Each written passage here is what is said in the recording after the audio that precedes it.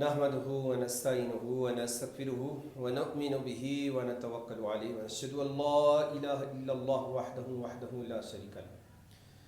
درود شریف پڑھیں اللهم صل على سيدنا مولانا محمد وعلى آل سيدنا مولانا محمد وصحبه سيدنا مولانا محمد وبارك وسلم صلی علیہ.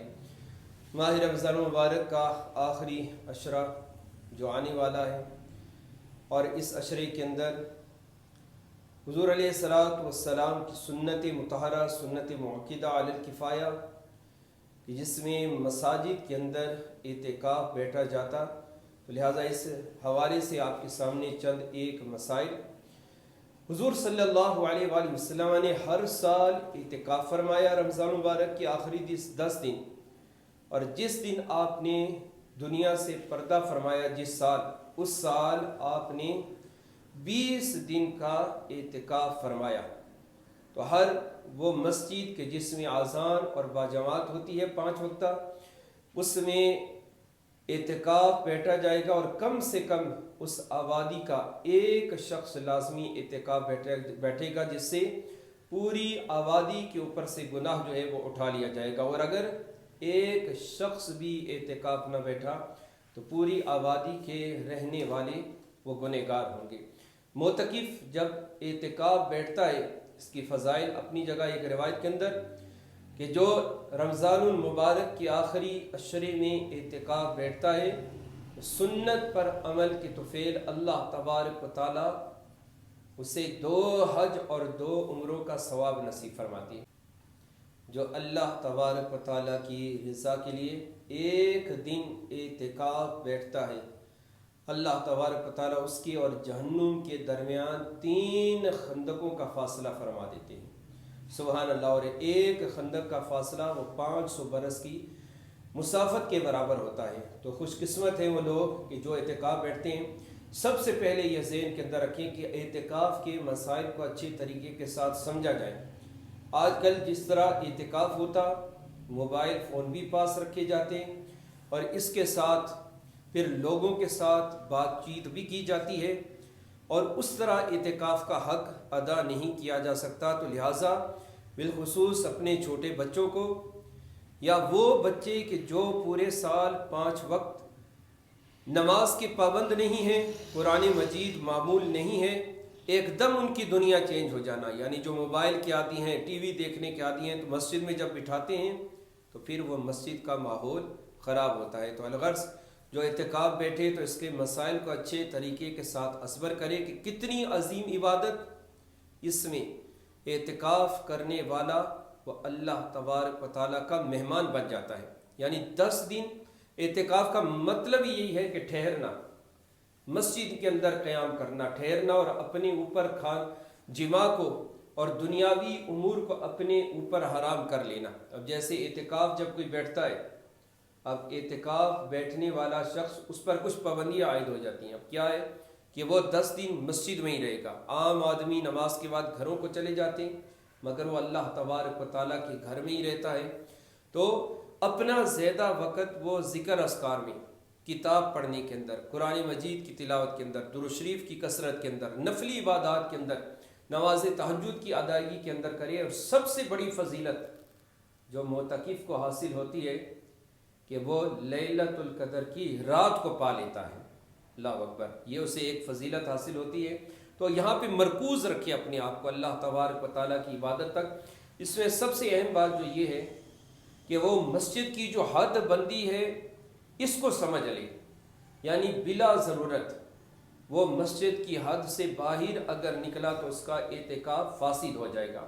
یعنی اب کوئی اعتکاف بیٹھ رہا ہے تو وہ مسجد کی حد، یعنی وضو خانہ جو ہے وہ مسجد سے باہر ہوتا ہے. اسی طرح جوتیوں کی جو جگہ ہے وہ مسجد سے باہر ہوتی ہے.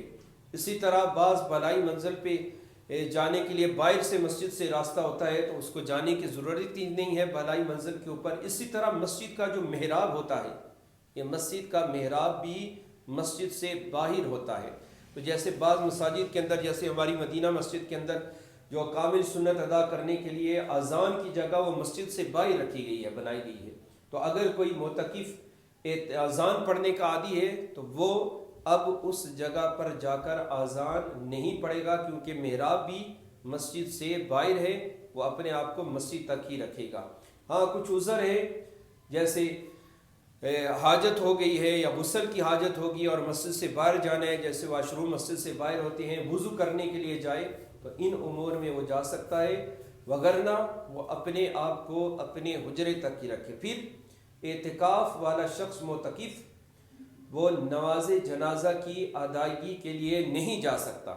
بعض ہوتے ہیں اعتکاف والے مسجد میں جب جنازے کا اعلان ہوتا ہے تو وہ بھی جنازہ پڑھنے کے لیے مسجد کے ساتھ جنازہ گاہ میں چلے جاتے ہیں، تو وہ نماز جنازہ نہیں پڑھے گا، کسی مریض کی عیادت نہیں کرے گا۔ ہاں جن چیزوں سے اعتکاف نے اسے روک لیا، اللہ تبارک و تعالیٰ وہ نماز جنازے پڑھنے کا ثواب، بیمار کی عیادت کا ثواب، والدین کے چہرے کی زیارت کا ثواب، صلہ رحمی کا ثواب، تو یہ تمام ثواب اللہ تبارک و تعالیٰ مسجد میں رہتے ہوئے ہی اسے نصیب فرما دیں گے۔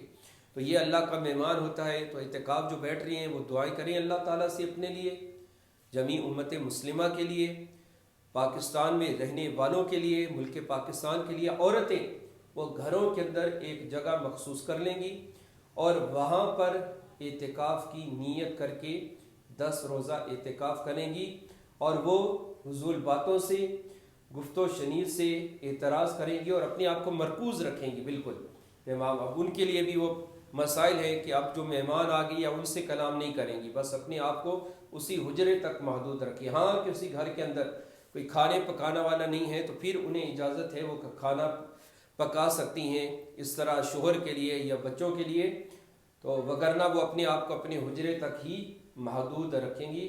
یہ چند ایک اعتکاف کے مسائل تھے۔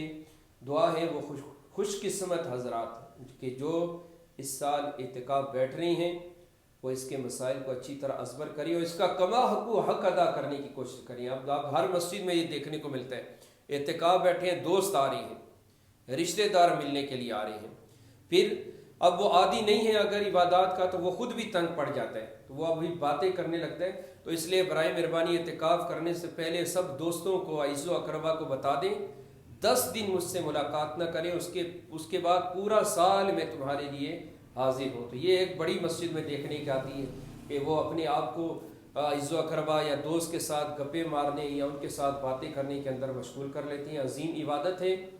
اللہ تبارک و تعالی ہمیں ماہ رمضان مبارک کا جو آخری عشرہ ہے جہنم کی آگ سے آزادی کا، اللہ تبارک و تعالی ہمیں اعمال صالحہ کی توفیق نصیب فرمائے، للیلۃ القدر کی رات نصیب فرمائے، اور جہنم کی آگ کو دائماً ہمارے اوپر حرام فرمائے۔